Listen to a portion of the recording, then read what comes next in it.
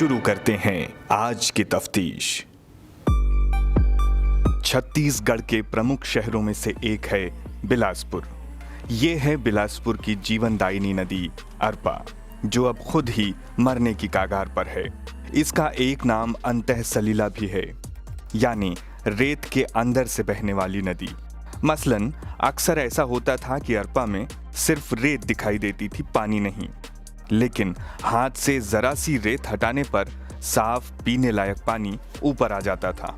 लेकिन अब ये सब गुजरे जमाने की बातें हो गई हैं।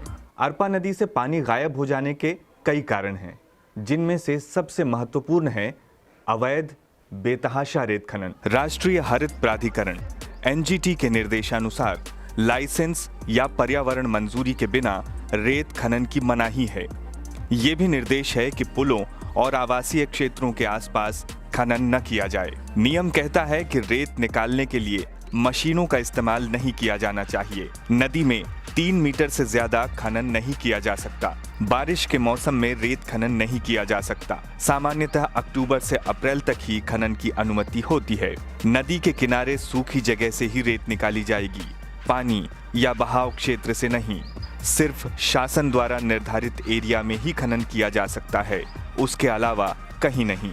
शासन की जिम्मेदारी है कि वो रेत खनन की पूरी प्रक्रिया पर नजर बनाए रखे और ये सुनिश्चित करे कि रेत खनन में कहीं भी एनजीटी के दिशा निर्देशों का जरा भी उल्लंघन न हो।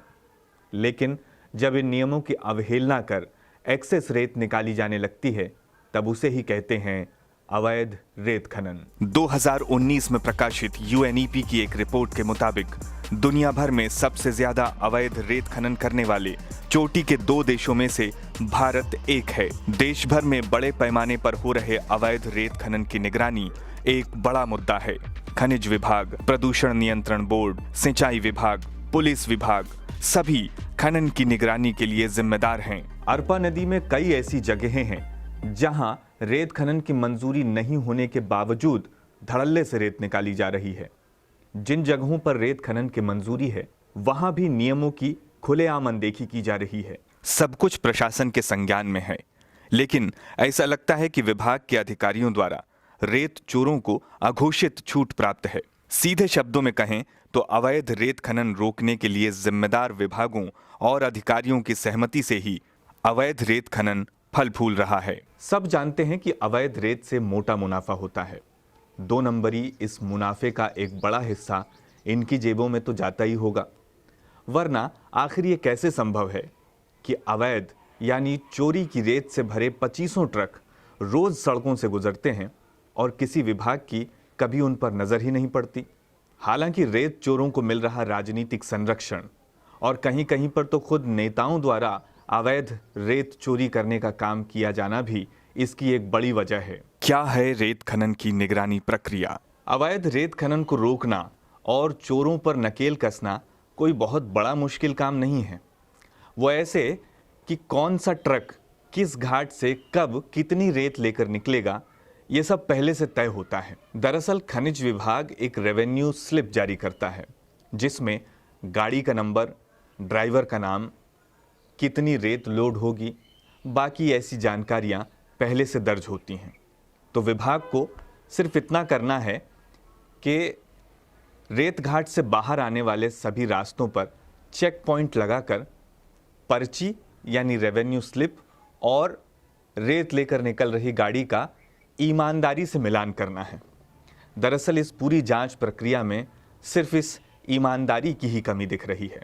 जानकार बताते हैं कि बिलासपुर में एक रेवेन्यू स्लिप के जरिए हर घाट से 20 या 25 तक गाड़ियां निकाली जाती हैं, यानी शासन को एक गाड़ी का रेवेन्यू मिलता है और बाकी की 24 गाड़ियों का पैसा 2 नंबरी मोटी कमाई को और मोटा बनाता है। चलिए अरपा में उतर कर देखते हैं कि खनिज विभाग की लापरवाही, उनके लालच और रेत चोरों की पोकलेन ने हमारी अरपा का क्या हश्र किया है। पुल और आवासीय इलाकों के पास खनन न करने के निर्देशों का उल्लंघन किस बेशर्मी से किया गया है, देखिए। ये वीडियो पुल पर खड़े होकर ही बनाया गया है। यहाँ से बामुश्किल 5-7 मिनट की दूरी पर खनिज विभाग का दफ्तर है।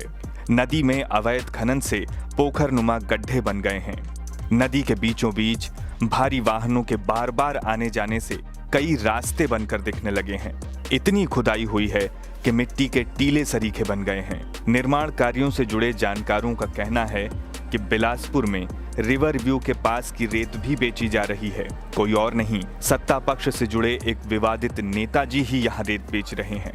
हम थोड़ा और आगे निकले तो कोनी पुलिस स्टेशन के पास अरपा नदी पर ये जख्म देखने को मिले।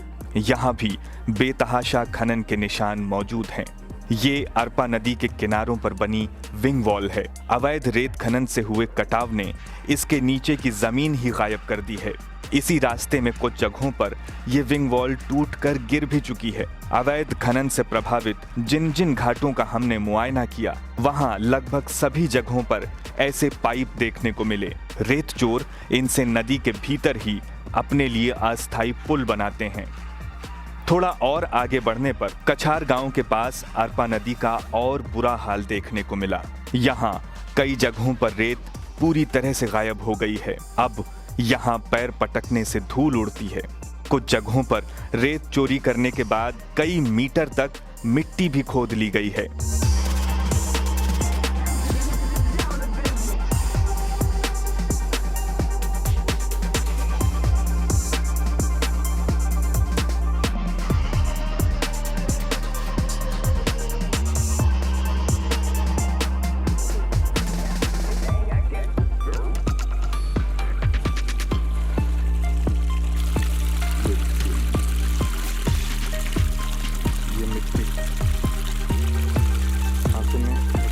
देख सकते हैं आप, ये इस कॉन्ट्रैक्टर के टायर से जो पतली सी नाली जैसी जगह बनी है। अरपा नदी के किनारों पर कई अवैध ईंट भट्टे भी संचालित हो रहे हैं।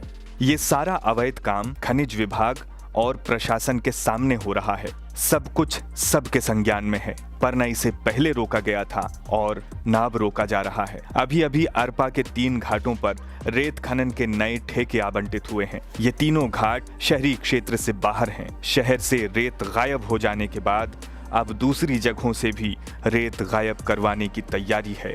अरपा नदी के किनारे सब्जी उगाने वाले कुछ किसानों ने बताया कि नदी से पानी गायब हो जाने के कारण अब उस इलाके का भूजल स्तर बहुत नीचे चला गया है। जब नदी में रेत होती है तो वो अपने अंदर पानी को रोक कर रखती है। ये पानी धीरे धीरे रिस कर ज़मीन के नीचे जाता है और भूजल स्तर को बढ़ाता है। अरपा नदी में हुए अवैध बेतहाशा अवैध रेत खनन ने सबसे बड़ा नुकसान शायद यही किया है कि अब अरपा में पानी रुकता नहीं है। जब पानी होता है तो हैंडपंपों में, नलकूपों में, कुओं में, तालाबों में पानी बना रहता है।